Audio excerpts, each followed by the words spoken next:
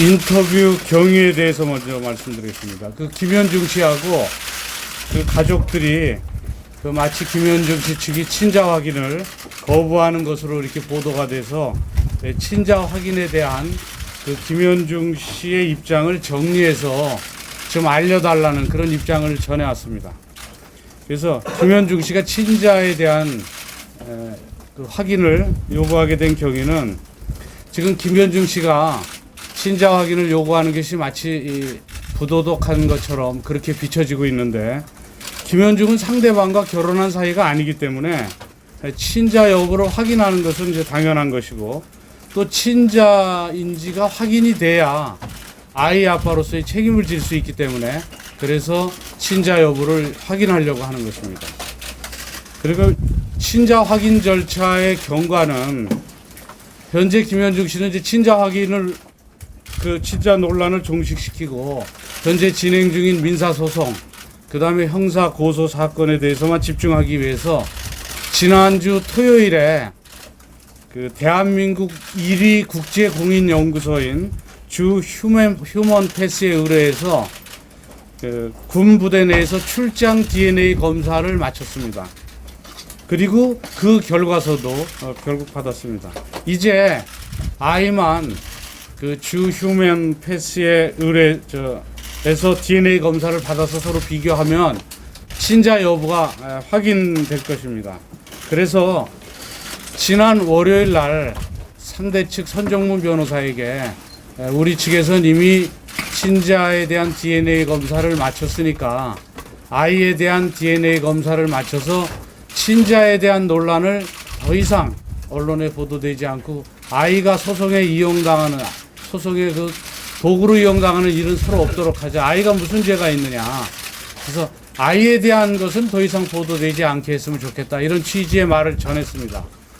그랬더니 상대 측에서 답이 오기를 공정성을 위해서 아이와 아이하고 그 김현중 씨가 함께 가서 DNA 검사를 받아야 받지 각자는 받을 수 없다 이러면서 DNA 검사의 거부의 뜻을 상대가 표했습니다.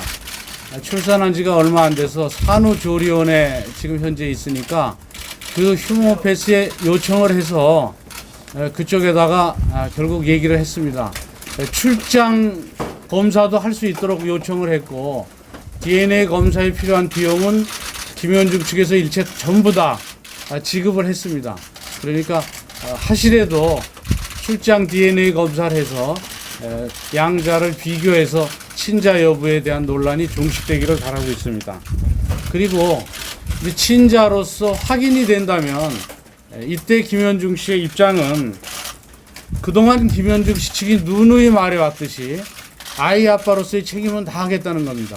그리고 친자로 확인되면 본인도 친권을 확인하고 싶어 하고 있고요.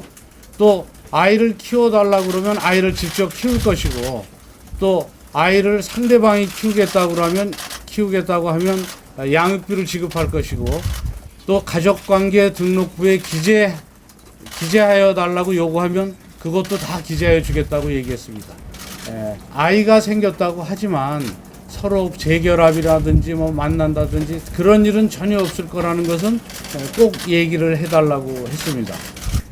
그런 협박 속에서 고통 속에서 6억을 주고 끝낸 줄 알았는데 금년에 임신했다면서 또다시 살 집을 달라면서 16억 청구했고, 아이가 친자인지 확인도 안 되고 어떻게 16억 줄 수 있느냐 하니까 이 16억에 대한 소송이 들어온 것이고, 또 친자 확인을 해달라고 하니까 친자 확인에 대한 DNA 검사를 거부하면서 소송으로 하겠다.